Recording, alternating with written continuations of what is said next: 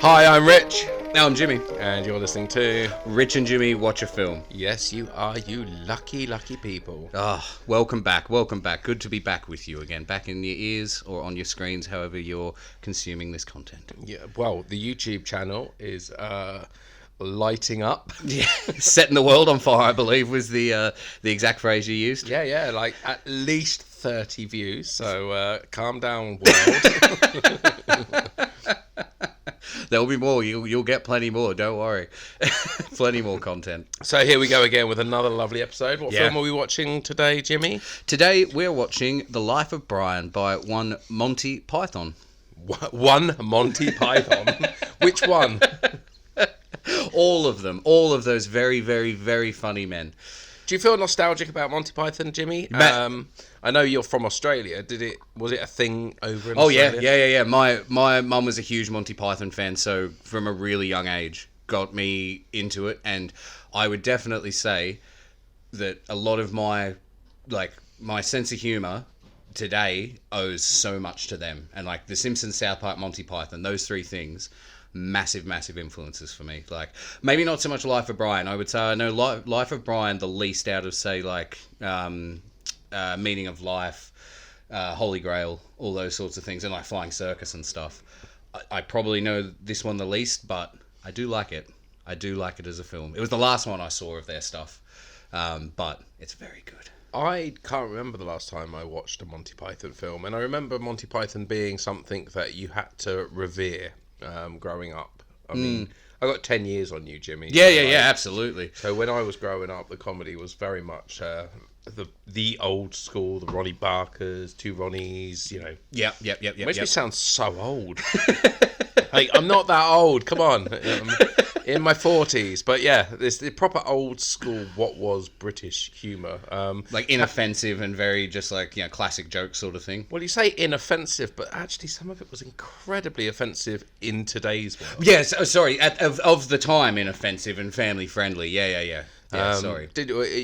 Fawlty Towers? Were you a fan of Fawlty Towers? Yeah, absolutely. Yeah, big fan. My sister and her husband absolutely fucking love that show.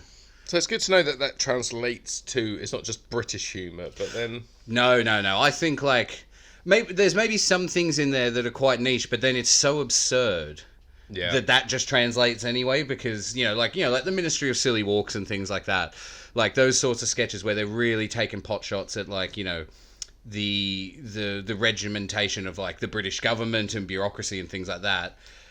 But then just going so fucking stupid with it. That translates to anything, so yeah. I suppose, and I don't, Ministry of Silly Walks, as an example, it's just silly. Like, silly translates. Exactly.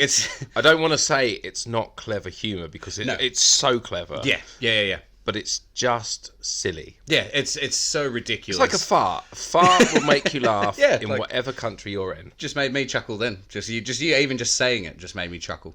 Like fart. Yeah, see, it's good stuff. Yeah. There you go.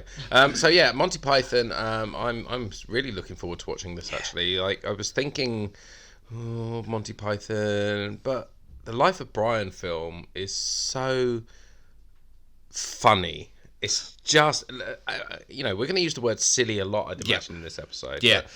It's Saturday morning. We're sat here. We're going to be watching this film, and we're just going to be giggling because it's silly. Yeah, absolutely. But it's also, as well, like you said, going back to like the point you made about the Ministry of Silly Walks sketch, so silly, so dumb, but so incredibly intelligent. Like, I know with this, again, as I said before, like, this was the last film of theirs that I got around to watching eventually, and probably the one I've seen the least, but I think it's probably their best one. Like, I love Holy Grail, but only because it's such a nostalgia thing for me. Like, as a kid, I love that movie to pieces, but this is definitely a better movie and has so much better stuff to say. Like, and whatever we say through this, I want it on record that we are not taking the mickey out of any kind of religion. No. This is a funny film based upon, Jesus and his... and the ideas of just of what could happen to one person if the right stories are conflated, things like that. It is a really good look at the idea of religion and things like that. It's very good. Absolutely, pulled across the coals, didn't it, when it first came out? I mean, we won't go into it heaps here, but like if you want to watch it, it's on YouTube. Go and look at the archbishop, one of the archbishops from London, goes on a debate show with Cleese. And I saw it literally the other day. It's bonkers. It's so fucking great. Mate, they really go in on it. And again, we won't paraphrase things here or anything. If you want to see it, it's really worth your time to go and find this thing, because it's such an amazing debate between the ideas of sacrilege and satire. It's absolutely fucking brilliant stuff. They're such clever guys. When you see them, they're unfiltered, not being silly guys playing these ridiculous characters as themselves, trying to get their artistic points across.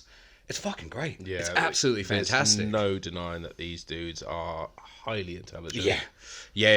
And changed everything. I would make the argument that they are to comedy what the Beatles were to music, in the way. But you know what? I don't think there's many people that could actually say, "Oh, you're wrong," because they did open up the doors to lots of things. I think it's one of those situations where if you spoke to anyone that's made comedy films, anyone, at some point they would have watched Monty Python and thought, "Oh, that's funny. I wouldn't mind stealing that idea." Yeah, totally, man. So much owed to them, and breaking down boundaries, I think, as well. I don't think anyone would be game until they did that, on such a grand stage, to openly not bash religion at all, but to discuss the ideas of religion in that from a stance of taking a step back and not being to look at it objectively. That's a huge thing that they did in this country, massive thing. But they also released the song, the Always Look on the Bright Side of Life song is from Life of Brian, and that did very well from what I remember. Yeah, it's such a great song. My father-in-law, he absolutely loves it. He loves it, putting it on just for a sing-along. But it's got lyrics in it life's a piece of shit when you look at it. It's really quite hard-hitting. Yeah, it's fantastic. It's done with a little dude on a crucifix. Everyone. It's so upbeat, but it's so not pessimistic, but it is that thing again of taking the step back and looking at it and just being you're the speck of dust on a speck of dust floating in space. It's fucking amazing. There's a similar one in The Meaning of Life, and it's Eric Idle again singing it, and he comes out the refrigerator in this woman's flat, and he's doing this little song and dance with his cane. He's taking her through the universe, and he's showing her just how meaningless everything is, because she's questioning what's the meaning of life, and he's taking her through it. He's giving all the scientific facts about just your place in the universe and just how meaningless it is, but it's really upbeat, and it's just isn't it something about sperm? Isn't there a song, and he goes into a house that's full of family? Yeah, that's in the opening. Is that what it is? That's in the opening of Meaning of Life. Because I didn't like Meaning of Life. I found it was, I felt like it was too much. Yeah, it's pretty outrageous. The fat guy sat in a restaurant throwing up just so that he could eat more. So that opening bit though, you said with all the kids, is amazing, because there's the song. What's the song? It's God Loves Every Sperm. Is the thing, because the reason they have so many kids is because they're Catholic, so they won't use thing, and then they've got really posh Protestant COE neighbours across the street, and they're oh, look at them selling all their children to medical science and that because they can't afford it. And he's I'm glad we're Protestant. I could go down to the shops, get a condom whenever I wanted. Yeah. So they like a bit of religion, Monty Python, then, I'd imagine. They do. I guess if you're going to do satire, that's probably one of the what's the rule with comedy? Always punch up. That's probably one of the biggest things you could punch up to is organised religion. People don't like bullies in comedy, do they? No, of course not. Yeah, look at that disabled kid. Yeah, that's fucked up. Exactly. No, absolutely. Always punch up, man. And you can't punch up any higher than God or the idea of an organised religion. That's about as big as it gets. Yeah. So. Wow. And there's a lot of good stuff in there for satire as well, as we're gonna see over the next 90 minutes, 2 hours, whatever the film is. There's a lot of good material in there. Yeah, it's an interesting one, because I wonder how, because I'm not, you're not religious, are you, Jimmy? No. Baptized Roman Catholic, but not religious in the least. So we can watch it objectively and just find fun in it, but I wonder what it would be like to watch this film with a belief system that is I mean, I don't remember the film that well, but I don't think it actually mocks people that believe. No, not at all. It's just a parallel world. Yeah. Because there is even a scene where Brian is saying something on the Mount. Well, he's down from the Mount. Jesus is giving the Sermon on the Mount in the background. Right. He's turned up to see it, and he's just down the back. Yeah, exactly. And that's the point of a lot of the comedy based around it is the whole thing of just like, just timing basically, and just how easy it is to manipulate events that happened so long ago and to put it down and say, well, it could have been this way, because it could have went any fucking way. So I've got a quote in my head, right? There's one quote that I think is the most famous quote from this film. I want to say one quote. Go. He's not a Messiah. He's a very naughty boy. Yeah. That's the one, isn't it? It absolutely is. Yeah. It's unbelievable how much I use that phrase quite a lot. He's not the Messiah. He's just a very naughty boy. I just think it's so funny. Oh, it's hilarious. It's absolutely hilarious. And it's been so long since I've seen this. That Sermon on the Mount part and the when he joins there's the terrorist group that he joins, and the People's Front of Judea. Yeah, but they can't decide on a name because they want and they can't decide on how it should be initialized and stuff. That is so funny. That is really funny that no one can agree on what they want to call themselves, and it's all just the same thing, just kind of changed about. But on that note of it's so clever, this is where. But what have the Romans done for us? Comes from, isn't yes, it? Yeah, absolutely. And again, that is so funny because what have they done for us? Roads, schools. School, yeah. Do you know what? I'm really excited about seeing it. Same. When do you think would have been the first time that you would have seen this? I don't think I was that young. I think I would have chosen to watch it. It wouldn't have been one that my parents would sat down and watch, and I just happened to see. I think it would have been. I don't know. If I'm going to be honest, I don't know. I would say similar, probably high school or something like that. And then I was never too much into it. But as I got older, I was like, oh, this is very, very fucking good, very clever. Yeah. So I'm very keen to watch it again because, as I say, there's only really those three things off the top of my head that I can remember. And nice little fact about this as well. George Harrison funded this film. He's in it in a little cameo. Did he really? Well, yeah. I'll point him out when he comes up. Yeah, please do. I did not know that. Which is just fucking sick that Harrison was like, yeah, I'll give you guys the money to make this. I do remember that just before the "he's not the Messiah, it's a very naughty boy" phrase, there is a nude lady running around. Which I remember from being quite young. So you maybe a bit earlier than what you thought. Maybe a bit earlier. I remember that. I remember that nude lady running around going oh, she's got no clothes on. Naughty. I can never I can remember most of their names, but I can never remember the name of the one who passed away who plays Brian. So there was Eric Idle, Terry Gilliam, John Cleese, Michael Palin, Terry Jones. That's it, isn't it? No, and there's the guy who plays Brian who has now passed away, and he plays King Arthur. He died in the 90s. He was massive alcoholic, and that was what killed him, I think, in the end. Oh, God, what was his name? I can't remember. I mean, we're about to watch the movie. I can never remember his name, but I remember there's the bit where he comes out on the balcony and he's naked. And he's got a pretty impressive member on him. He's doing all right for himself. I remember that. So I remember the nudie woman. You remember the big willy. Well, I was very confused. Well, I for one cannot wait to see Jimmy put a pillow on his lap for that scene. So shall we crack on with the movie? Yeah, I think we should. I'm really looking forward to this, man. Yeah, me too. All right, cool. Let's put it on then. Sick. See you on the other side. Bye-bye. Bye-bye. Now you listen here. He's not the Messiah. He's a very naughty boy. Judean People's Front. Well, the People's Front of Judea. I'm not the Messiah. Will you please listen? I am not the Messiah. Do you understand? Honestly. Only the true Messiah denies his divinity. What? Well, what sort of chance does that give me? All right, I am the Messiah. He is the Messiah. Now, fuck off. What have the Romans ever done for us? And we're back in the room. We finished the film. Oh, it was good, wasn't it? Man, that was so fucking good. So fucking good. Honestly, that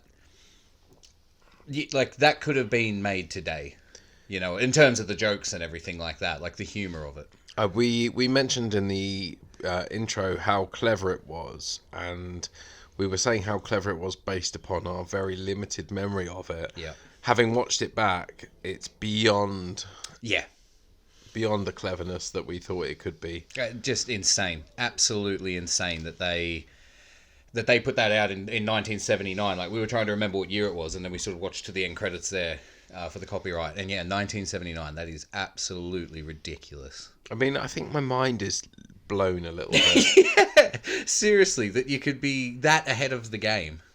Well, there's that whole section about the chap who wants to identify as a woman because he wants to have a child, and then someone laughs at him, and someone says, no, we need to support him because if that's what he believes he wants to do, we need to be on board with that. And someone says, well, that's ridiculous. He can't have a child. He's a man. Yeah. And he's like, I want to be a woman. Yeah, but also as well, there's a really lovely bit that also as well, he wants to be a woman, but he's also saying it's my right as a man. Yeah. To be a woman, which is just hilarious. And that's 1979. Yeah, absolutely, man. Absolutely. Madness. But the whole film itself was just entertaining from start to finish. Oh, man. Like, there's just so much good stuff in there. Like, you know, like that, again, with that debate they had there about, like, gender and sexuality and stuff. And then, but also as well, like, that same group, I can never remember what their fucking name is. Is it Judean People's Front, or the People's Front of Judea. Yeah, there's all the three different ones, and like, you know, their whole thing is about overthrowing the system, and you know, the terrorists, and they're going to do all this stuff, but like, they don't actually do fuck all about anything except like hold these little meetings, and you know, and they're against like the gladiators. They're protesting it, but they're actually buying snacks and watching the protest, like, you know, watching the gladiators fight, and when the slave wins, they're just like, yeah, way to go, brother, just like that elitism of intellectuals has never changed, and like that it's still so bang on today. So many people no clue what they're talking about, but wanting to act like they're on the right side of history. But if you watch that, you can look at all those clever jokes, but also there's just some very simple comic jokes. Oh yeah, like the chap that's about to get defeated by the gladiator, but rather than fight him, he runs around in circles until the gladiator gives up and has, quote, a cardiac arrest.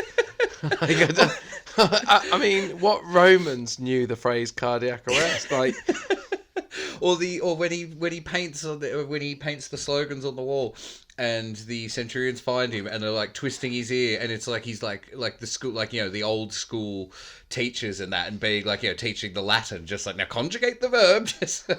and then you know, this is where Monty Python is brilliant, because that's the joke. Like, he's spelling it wrong on the wall, someone's correcting him, and Monty Python is very good at going, here's a joke, look at this is funny. But what they do that's so beautiful is they then just add something to the end of it that makes it insanely funny. And in that instance, they go, now, write that out 100 times. Yeah. And that's what Monty Python does that's so incredibly clever. They send you on this comedic journey and then go and have a little bit extra just for fun. Yeah, and then as well, and then if you want to dig into it, then there's like some good stuff in there about, you know, just how silly it is, like schooling, like punishment in schools, like back then, like to do that.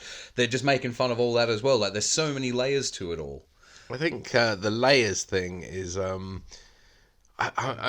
genuinely blown away by how funny that was. Seriously, and like you said with the silliness, like there's a part at the end when the somewhat Nazi-esque people, like the People's Front of Judea. Thank you. Or the Judean People's Front. I can't remember which one it was. Which one it is. Do you mean the one that rocked up with the Hitler tashes? And they have Star of Davids on their helmets, but they've put little dashes on the end of it, so they kind of look a bit swastika-esque as well. So they roll up, and like the Romans who are crucifying everyone, they're running off, and the bloke who was like leading all the people to be crucified, who was this real hard ass, he's running off and his trousers fall down. Oh, I didn't see that. His trousers fall down and he's pulling them up. It's so fucking stupid. Like, but it's a really good little visual gag. But there's also the set, in our Hitchhiker's Guide, we talked about the Vogons and how everything's very officious. They got to fill it out by forms. They kind of did that in this as well, didn't they? Oh yeah. They walked up and they said, "We are not the when Brian's on the crucifix and about to die, and they're like, 'We're here, Brian. We're here for you, but we're not the rescue committee. They'll be coming later.'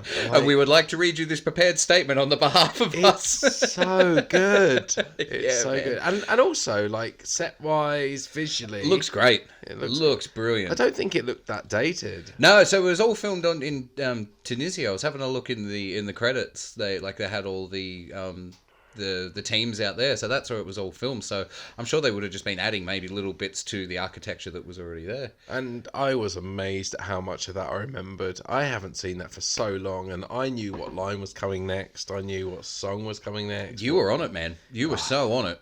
It just it obviously hit me hard when I watched this. Stuck with there's you. Some moments in that which is just pure joy. Mate, there was I was the opposite.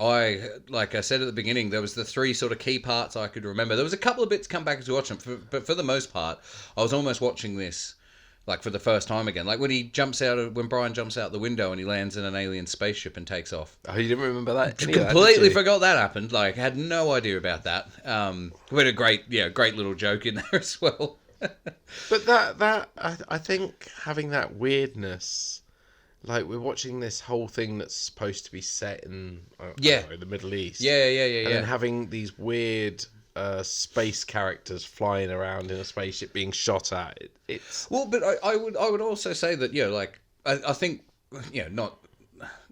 not to put words in their mouth, but to me saying that, if you're going to talk about a giant man in the sky and say that's real, then you might as well believe that could happen as well. And I imagine there's something about that. I think they would have gone. And the fact that they're being shot at as well and being chased, like the whole film is about prejudice and oppression and things like that. The aliens are then being chased and oppressed by someone else. Obviously, you don't know what's happened or what they've done, but I was watching and being like, so it wouldn't matter where the fuck you would go in the world, in the galaxy or the universe. There is always going to be this oppression and prejudice based off of like different opinions on things. But one bit that stuck out to me was when they first realised that they wanted to follow him, but they couldn't work out why. Why? That's the best. Like, so when he's going down that alley, and there's all these fucking crazy people preaching, and then it gets to, was it Michael Palin, and he's talking about like the dad's sitting something down on the corner, like on the. He's just talking bollocks. Yeah, just nonsense, and like that was hilarious. Then Brian gets up to do his bit. He's really fucking bad at it, and everyone's treating it like a stand-up bit, like a fucking improv open mic, and they're like, he's making up, he's going, you stink, and then he just says that bit of bullshit so the Romans just think he's a preacher and like just keep going, and he just sort of ends it without finishing the story, and they're all like, but then what happens? It's like, he's got a secret, and it's that thing of not knowing. They have to have the unknown explained, and that's what makes them want to follow him, which is exactly what religion and things like that are, and faith is the having the unknown explained to you. It's so fucking clever, and he's telling them to fuck off, and they're like, how should we fuck off? Yeah, I think the whole it's so clever is what I found mind blowing. Really, it's not clever in let's watch this film. It's old school. Look at this old humor.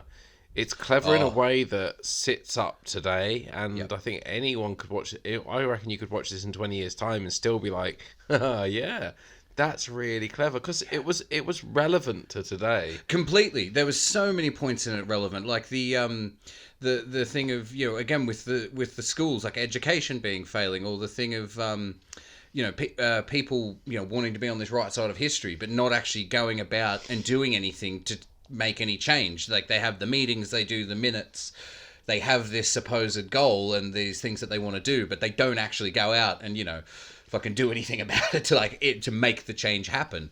There's so many things, and the whole thing of just religion in itself is really starting to come back now. Like the I think issues that it can cause, like the negative side effects of religion. When Brian's at the end there, and he's literally saying to people from his window, well, not the end, but towards the end, and he's saying to them, you're all individuals. You need to figure this out for yourselves. And they go, yes, tell us how.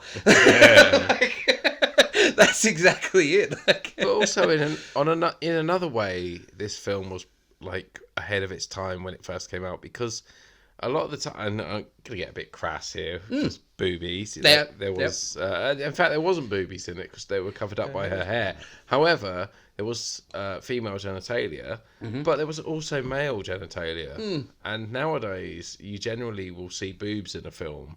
You won't ever see a cock. It's always like, get your boobs out, but like, we won't show you them. But in this, they were like, yep, there was full frontal male nudity. Yeah, several times. Like, because Terry Jones as well, when he's the crazy guy living in a hole. Yeah. He jumps up and he's like, the whole butcher shop's hanging out there as well. Butcher shop. You said you were being crass. But I just, again, like, don't get me wrong. I appreciate that kind of level of, like, the plateau of the fact that women and men can have genitals on display in a film. Yeah. And nothing wrong with it. No. Like, not a goddamn thing wrong with it. And I wouldn't be surprised as well if they put that in there to upset, Christian censors and stuff for the films. Wouldn't surprise me in the least that they would put that in there for them to say, well, that's obscene. And it's like, well, no, it's the fucking bodies that God made. Like, do you think that when they made that, they made it to upset people?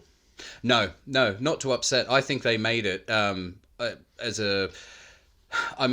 obviously I was not alive in England in the 70s, but I'm sure... You weren't alive anywhere. No, it wasn't even a twinkle in my father's eye. I would say that, obviously religious fervour was probably a lot stronger back then than it is today. But again, like I was saying before, it's definitely fucking coming back in a big way at the minute. But... much stronger back then, and I would say that they were probably worried. It was a protest, but the message of the film is equality, be the individual, and respect other people's individuality, and figure this shit out yourself. And yes, I will put my phone on silent. Sorry about that. Jimmy's popular. Basically, it's his mum saying, "Come home for tea." I've finished your washing. But yeah, would you agree? I think that that film is, the message very much is about individuality, respecting other people's individuality, and also isn't one of the 10 commandments don't follow a false icon? Yeah, don't worship false idols. Idols. Sorry. But yeah, I think you could. I mean, it's one of those films where you could read anything into it. There's 1,000 ways. Yeah, you could see it as a very ham-fisted poke at religion. You could see it as a clever metaphor for religion. You could see it as whatever you want to see it. I see it as just a nice, funny film. Yeah. Yeah. But yeah, as we were saying, 1,000 different ways that you could cut and slice this and look into it. But I think you hit the nail on the head when you said that this, even now, to be watched today, there's still some very important points that you could take from this movie. Well, I think what it did is, and we chatted about it during the film. I'll go back to that bit about the chap wanting to be identify as a woman. Now, that's something that growing up was never discussed. And yet they're willing to put it into a film in let's say the 80s. Yeah. Keep it safe. That was a film in the 80s talking about literally having 4 people sat discussing the fact that one man wanted to identify as a woman. Now, nowadays, that's a conversation that is out there. It's common knowledge, as it should be. Yeah, absolutely. And I think, I made the point watching the film that, I think that conversation has probably at some levels always been sort of out there and in some ways understood as well, whereas now it's very weaponized. Yeah. Whereas back then it's really interesting because back then it was just them going, this needs to be said, or this is something we're going to put in this film and put it out there into the public forum. And I'd imagine a lot of people back then would have watched that and gone, oh, this is uncomfortable. Yeah. But watching it back with modern day eyes, you're like, oh, yeah. You're saying that shit. Yeah, and super forward thinking. But I think as well, there's even a joke in it again, in the way that, because there's the sexism in there in the film is fantastic. The way that they're taking the piss out of it, like where the women can't go to the stoning. Yeah. So they dress up as men and buy beards to go, and everyone kind of knows it. It's an open secret, and everyone gets on with it. But then, when Eric Idle's character is saying I want to be a woman, he's saying it's my right as a man, and no one is saying anything about a woman becoming a man. Yeah. It's like there's a joke there for sure as well about like this just rampant sexism, patriarchy, especially in religion. Like it's so fucking good, and that stoning scene is incredible as well. When they don't even know who to stone because everyone's saying fucking. I'm a woman. But then and everyone's what's the word they're not? What's the blasphemy that they're saying? Jehovah. And he's like, no, yeah. And he's like, we're gonna stone because he's saying Jehovah. Boom, and he gets hit in the back of the head. It's like, well, you said it. It's like no one's allowed to stone anyone till I blow this whistle. Like, it's fucking incredible. I mean, it truly was a brilliant film. Amazing. Absolutely amazing. I'm very, very glad that we decided to watch that. Yeah. And I mean, and if you're listening or watching this and either haven't seen this film, or haven't seen it in a while, my God, go grab it, stream it, just fucking whatever, get it and watch it because it is really, really good. Really good. Thoroughly enjoyable. So, there concludes our Life of Brian episode. Yeah, I don't think there's anything left to say about that. Thank you so much for tuning in. As I always like the fact that we say tuning in. Yeah. I have visions of people going, oh, Rich and Jimmy are on the wireless. Quick. Tune in. You're listening to 107. But thank you so much for downloading, or don't forget we are filming this, so hello. If you're watching this on YouTube, hello. Sorry that you lost some video for this one. You can see that Jimmy lost a fight to a bottle of bleach. Yeah. I walked in the door and Rich was just like, nah, and just like threw bleach in my face. I'm used to it. He's such a dirty beast. He's a bit of a jokester, old Rich. Thank you so much for listening. Thank you so much for watching if you've watched. As always. And if you want to follow us on any of the socials, we're at on all social media, Facebook, Twitter, Instagram. It's just at Rich and Jimmy. If you want to drop us an email with some film recommendations or just to say hi, it's Rich and Jimmy Watch a Film, all one word, at gmail.com. That's pretty much it for getting in touch with us or following us, but any of that stuff really helps us out, so we'd appreciate it. One thing that did come up through that film is there was a scene, just harking back to the fact that they didn't know whether to support them because of the shoe, or there's that lady who had the gourd. The gourd. Now, if you're a fan of gourds, you may notice this little gourd here, which has been lovingly crafted by my sister Lou. So if you're on YouTube and you can see it, there it is. There you go. It's just a little plug there for my sister. Like, if you ever want a Nightmare Before Christmas gourd, they are fucking brilliant. Yeah, that's very, very cool. Yeah. Very cool. This episode has been sponsored by Lou's Gourds. Buy us dinner, Lou. Buy us dinner again. It's been a while. Right, thank you so much for listening, and take care. Look after yourselves. Love you. Bye-bye. Bye-bye. Man, we forgot the quote. We always got to end on a quote. I mean, there's one, isn't there? Go on. He's not the Messiah. He's a very naughty boy. It's got to be, hasn't it? Yeah, it's got to be. So, as you go in life, just remember that guy that you're crushing on, he's not the Messiah. He's a very naughty boy. Yeah. Stay humble. Bye-bye. Bye-bye.